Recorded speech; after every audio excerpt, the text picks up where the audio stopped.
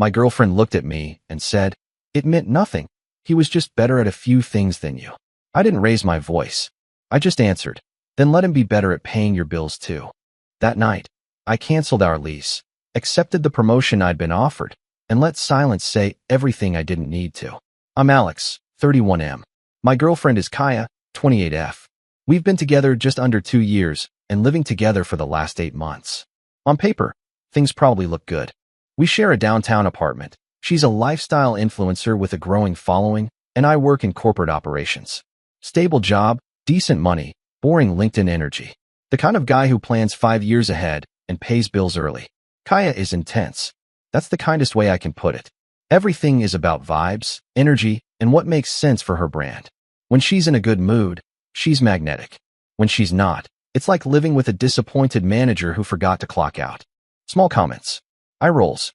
Sighs when I say the wrong thing. Constant reminders that I'm too logical or not emotionally fluent enough. Still, I supported her. Financially, emotionally, quietly. She was upfront early on that brand deals were inconsistent. I told myself it was temporary. I covered more rent. Picked up utilities. Paid for dinners because it looks weird if we split checks in public. I didn't love that line, but I ignored it. The cracks started showing a few months ago. She became secretive with her phone, but not in a guilty way, more like annoyed that I existed near it. If I asked who she was texting, she'd say, "Why do you need to know?" Like curiosity was a character flaw. She started comparing me to people I'd never met. Other men are more driven. Some guys actually get ambition. Always vague. Always just enough to sting. Last Thursday night, we were sitting in the kitchen. I was looking over an offer letter I'd just received for a promotion. More responsibility, more pay, but also more hours. I was excited. Nervous, but excited. I tried to share that with her. She barely looked up from her phone. That was the moment everything shifted, even though I didn't know it yet. She didn't ask what the promotion was for. Didn't ask if I wanted it. Didn't ask how I felt. She scrolled for a few more seconds, thumb flicking like my sentence hadn't registered, then said, "So, does that mean you'll be home even less?" Not congrats. Not that's big. Just logistics. Inconvenience. I mean, probably a bit, I said. But it's a pretty major step. Title change. Pay bump. It's kind of the thing I've been working toward. She sighed. Loud. The kind of sigh meant to be heard. "Alex, I just don't know how that fits into where I'm going," she said, finally setting the phone down and looking at me like I'd pitched her a bad idea in a meeting. "You're already very rigid." Rigid. That was her word lately. Not stable. Not reliable. Rigid. I asked what she meant. She leaned back in her chair, crossed her arms, and said, "I'm in a growth phase. Everything in my life needs to be aligned, energy-wise, and you're very corporate." I laughed a little because I thought she was joking. She wasn't. She started listing things. How I don't network properly. How I don't dress with intention. How I don't post enough. How I don't understand that visibility is currency now. Every sentence felt rehearsed, like she'd practiced this in her head long before I brought up the promotion. Then she said something that stuck. "I just feel like lately I'm evolving," she said, "and you're staying exactly the same." I asked her if she was unhappy. She tilted her head, annoyed by the question. "Why does it always have to be so dramatic with you?" "I'm just being honest." That was the night I noticed the distance wasn't emotional. It was strategic. She wasn't mad. She wasn't sad. She was evaluating. Later, in bed, she stayed on her phone while I stared at the ceiling. Notifications kept lighting up the room. I caught a name I didn't recognize. Then another. Mostly men. Compliments. Fire emojis. "Let's collab sometime." I didn't say anything. I didn't sleep either. The next morning, she kissed me on the cheek like everything was fine and asked if I could cover the electric bill because a payment was delayed. I paid it. At the time, I still thought we were a couple going through a phase. I didn't realize I was already being replaced, just not officially yet. Things didn't blow up right away. That's the part that messes with me the most. They eroded. Over the next week, Kaya started coming home later. Not dramatically late, just late enough that dinner plans quietly died without discussion. If I asked, she'd say things like, "I lost track of time," or "networking ran long." Like that was the end of it. When I tried to press even a little, she'd get sharp. "You're interrogating me now?" So I stopped asking. She also started criticizing me more openly. Not yelling. Never yelling. Just casual remarks dropped like trash on the counter. "You should really think about whitening your teeth. That jacket makes you look older. You know, confidence is sexy. You don't really project that. She'd say these things while scrolling, barely looking at me, as if she were commenting on a podcast she half listened to. One night, she asked me to take photos of her for a sponsored post. Rooftop at golden hour. I spent 40 minutes adjusting angles, retaking shots, following instructions like, no, don't crouch, it shortens me. And can you make it feel more aspirational? Afterward, she reviewed them and frowned. Ugh, I'll have Evan touch these up. I asked who Evan was. She blinked at me like I'd interrupted something obvious. He's a photographer. We've been collaborating. Collaborating. That word again. I asked when she met him. A while ago, she said. Why? No reason, I replied, even though something in my chest tightened.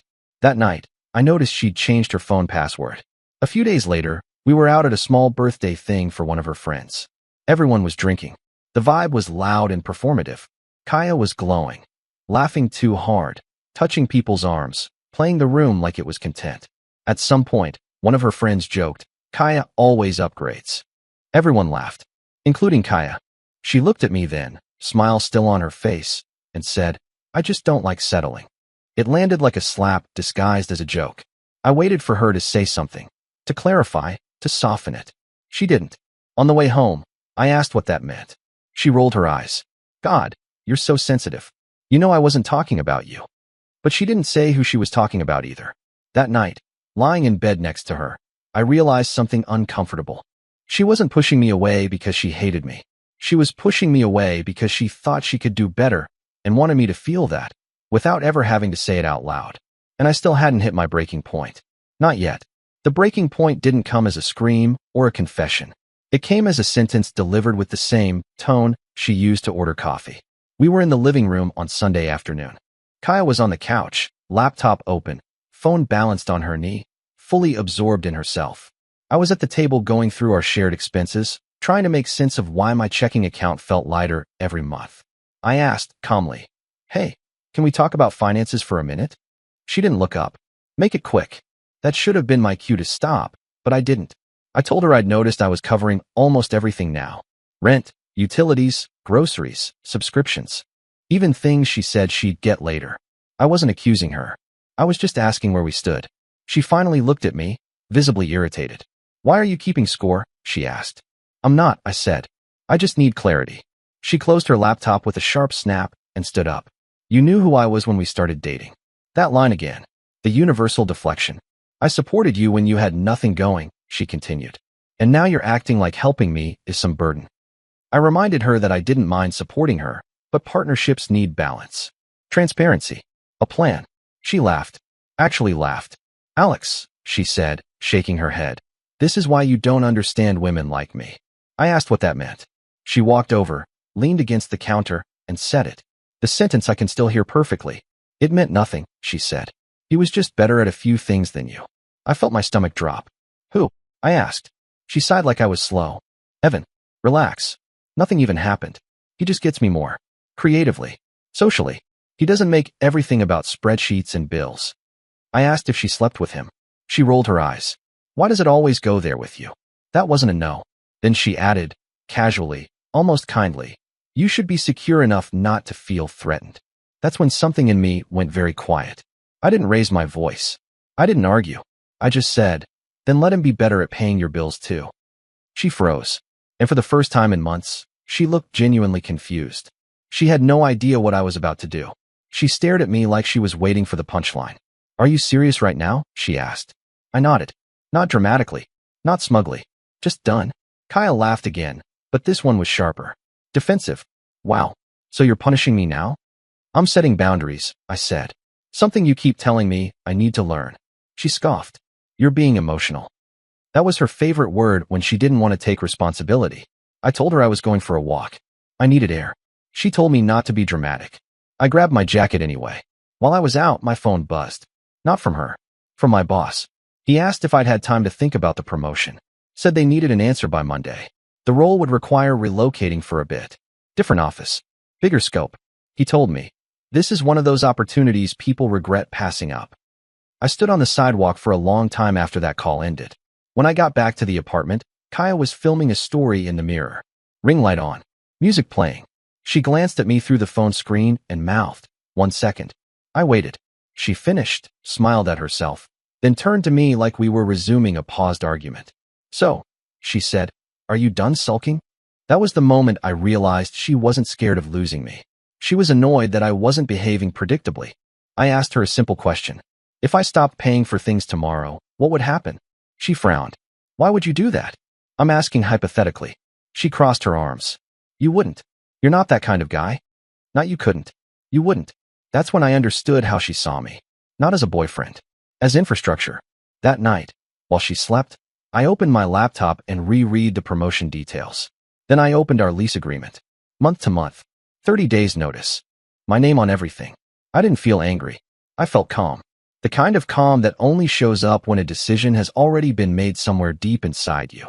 By morning, Kaya was still asleep, and I was already planning my exit. I didn't tell her right away. For the next few days, I acted normal. Not overly affectionate. Not distant either. Just neutral. I went to work. Came home. Paid nothing extra. Cooked for myself. Let the quiet speak. Kaya noticed. She always notices shifts in attention. You're being weird, she said one night while scrolling through comments. Did I say something that upset you? I almost laughed at the wording. Did I say something? Like the words hadn't been deliberate. I'm just busy, I said. Thinking. She nodded like that explanation bored her. Well, don't get in your head too much. That's when you spiral. 2 days later, I gave my boss my answer. Yes, I'd take the promotion. Temporary relocation. Immediate start. Everything accelerated faster than I expected, like once I said yes, the universe decided to stop stalling. That same afternoon, I emailed our property manager. Gave notice. 30 days. Clean and legal. My name removed. Utilities transferred back to default. Internet canceled. Everything tied to me quietly detached. I didn't tell Kaya yet. I wanted to see how long she'd stay comfortable without knowing the ground was already shifting.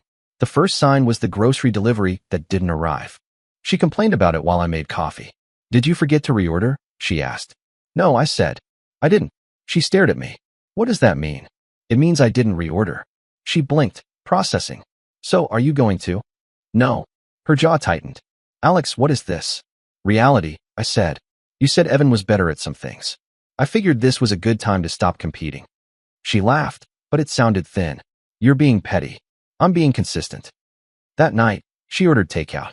On her card, I heard her sigh when the total popped up. The next morning, she asked if I'd already paid rent for the upcoming month. I haven't, I said. Her head snapped up. What? I gave notice. That was the first time I saw panic flicker across her face. Not fear. Panic. Calculating panic.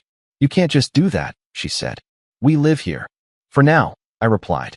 She stared at me like I'd broken a rule she thought was unbreakable. And for the first time since I met her, Kaya didn't look powerful. She looked unprepared, and I was already emotionally gone. Once the panic set in, Kaya tried a different approach. She got nice. Not genuinely nice, strategically nice. The next morning, she made coffee. For both of us. She even used my mug, the one she always said threw off her aesthetic. She asked how work was going. Asked if I'd slept okay. Touched my arm when she passed me in the kitchen. Like muscle memory, she suddenly remembered mattered. You've been really distant, she said softly. I don't like it when we're like this. That word finally showed up again. I told her I was busy preparing for a move. She blinked. A move? Yeah. The promotion requires relocation. Temporarily. Her smile froze. You never mentioned that. I mentioned the promotion. You didn't ask questions. That landed. She sat down across from me and leaned forward. Alex, let's not do anything rash. You're overreacting to one conversation. One conversation, I repeated. She waved her hand. You know what I mean. You're letting your ego get bruised, and now you're trying to prove a point. I asked her a simple question. If I hadn't overheard your comparison, if I'd just kept paying and smiling, would you have ever told me? She hesitated. That pause told me everything. She switched tactics again. You're really going to throw this away over jealousy? She asked. Over Evan? No, I said. I'm walking away because I realized I'm optional to you as a person, but essential as a resource. Her face hardened. That's unfair. Is it? I asked. When was the last time you planned something for us? Or posted me? Or asked how I was doing without needing something? She stood up abruptly. This is exhausting. You're rewriting history. I stayed seated. No. I'm finally reading it clearly. That night, she slept facing away from me, phone glowing in the dark. I heard her typing. Long messages. Probably damage control. Or replacement sourcing. The next morning, she asked if Evan could come by later to talk things out. I almost laughed. No, I said. He can help you pack instead. That was when she snapped. You think you're so superior, she said. But without me, you're just another boring guy with a paycheck. I looked at her, really looked at her, and felt nothing. No, I said calmly. Without you, I'm just peaceful. She didn't have a response to that. And silence, real silence, finally entered the apartment. The apartment felt different after that. Not tense, empty. Kaya stopped pretending. No more forced smiles, no more soft voice. She moved through the space like a roommate who hated the other roommate, but couldn't afford to leave yet. Doors closed harder. Dishes left in the sink. Little passive-aggressive sighs whenever I existed in the same room. 2 days later, the first bill bounced. I knew because she asked. Hey, she said from the couch, trying to sound casual. Did you change something with the internet? It's canceled, I replied, tying my shoes. Her head snapped up. What do you mean canceled? I told you. I'm detaching my accounts. You can't just… Alex, I need that. I work online. I paused at the door. Then you should probably make sure the person who gets you covers it. That set her off. She followed me into the hallway, voice raised but controlled enough to avoid sounding unhinged. You're doing this to hurt me. No, I said. I'm doing this to stop hurting myself. She laughed bitterly. So this is what you do when you don't get your way? You run? I turned back to her. No. I leave when I realize I'm being tolerated, not valued. That night, I packed quietly. Just essentials. Clothes. Documents. Laptop. She watched from the doorway, arms crossed, eyes sharp. You think you're winning, she said. But you'll regret this. You don't just walk away from a woman like me. I zipped the bag. I'm not walking away from you. I'm walking toward myself. She didn't cry. Not then. She scoffed, rolled her eyes, muttered something about ego and fragility. But when I picked up my keys, her voice cracked. Where am I supposed to go? I looked at her for a long moment. You said it yourself, I replied. It meant nothing. He was just better at a few things than me. I opened the door. Let him be better at this too. I left her standing in the apartment, surrounded by ring lights, half-packed brand deals, and a silence she'd never bothered to prepare for. And for the first time in a long time, I didn't look back. The silence after I left wasn't dramatic. No explosion. No frantic calls. No cinematic moment where she chased me down the stairs. Just quiet. I stayed with a coworker the first night. Slept on a couch. Woke up before my alarm like my body already knew the routine had changed. My phone had a few messages from Kaya. Not apologies. Not explanations. Logistics. Did you take the router? When is the last payment for rent actually due? Can you forward the property manager's email? I answered once. Briefly. Factually. Then I stopped. The promotion paperwork went through faster than I expected. HR sent timelines. Travel details. Temporary housing. It felt surreal how quickly my life reorganized itself once I removed the thing weighing it down. 3 days later, Kaya finally called. I let it ring once. Twice. Picked up on the third. Her voice sounded different. Not sharp. Not superior. Tired. I didn't think you'd actually do it, she said. I know, I replied. There was a long pause. Then, Evan says you're being dramatic. That made me smile. Not in a happy way. In a confirmation way. I'm sure he does, I said. She exhaled hard. I just didn't think you'd disappear. I almost corrected her. Almost told her I'd been disappearing for months already. Just quietly, internally. But I didn't see the point. I didn't disappear, I said. I just stopped filling the gaps. She didn't respond right away. Then she said, softer. I thought you understood your role. That sentence told me everything I needed to know. I did, I said. That's why I left. After that, the call ended naturally. No goodbye. No anger. Just two people realizing the transaction had concluded. A week later, I drove past the apartment to grab the last of my mail. Her car was gone. The lights were off. A notice was taped to the door. Something official, something unavoidable. I didn't feel smug. I felt light. Because when the noise finally stopped, I realized something important. I hadn't lost anything. I'd just stopped paying for someone else's illusion. And for the first time in a long time, silence felt like peace. I'm writing this from a hotel room that smells like new carpet and bad coffee. The promotion started immediately.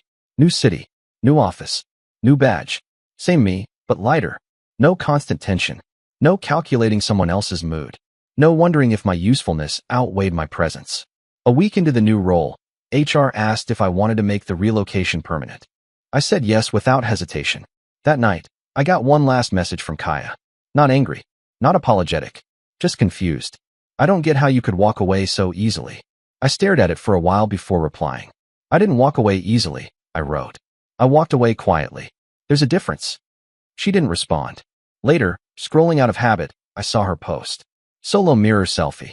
Caption about rebirth and protecting her energy. Comments full of fire emojis and men asking if she was single. I didn't feel anything. That's the part people don't talk about.